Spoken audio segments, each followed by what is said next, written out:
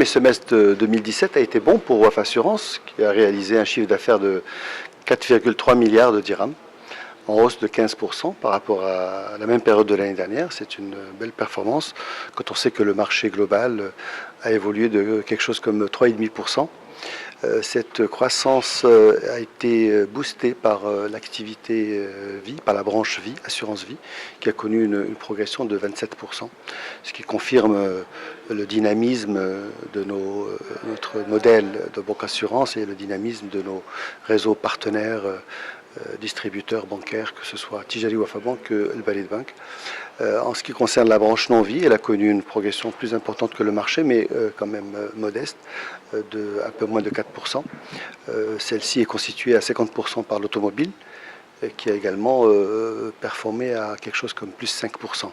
Donc toutes les branches ont connu des augmentations intéressantes et on peut dire que le semestre a été marqué par une croissance de l'activité sur l'ensemble des compartiments.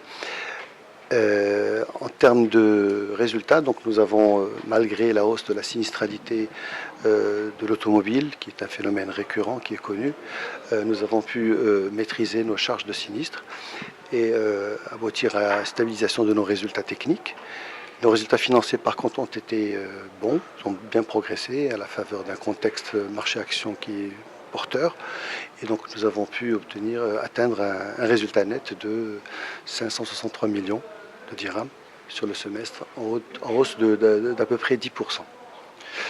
Alors en ce qui concerne, ça c'est pour le Maroc, en ce qui concerne nos filiales africaines sont jeunes, donc vous savez pour la plupart, la plus ancienne à 3 ans, et la moitié, 3 parmi les 6 filiales ont moins d'1 an, notamment la Côte d'Ivoire et le Cameroun qui ont démarré en janvier de cette année. Donc c'est le premier semestre de ces filiales. Et globalement, l'ensemble des filiales a progressé en termes de chiffre d'affaires et ils ont même doublé. Ils ont atteint 250 millions de dirhams par rapport à peu près la moitié l'année dernière. C'est une croissance qui est importante et c'est normal parce qu'elles sont encore en phase de démarrage. Ça ne représente pas beaucoup par rapport à notre chiffre d'affaires global, mais c'est en tout cas prometteur. Et nous sommes confiants sur l'évolution de l'activité et de la rentabilité de nos filiales africaines.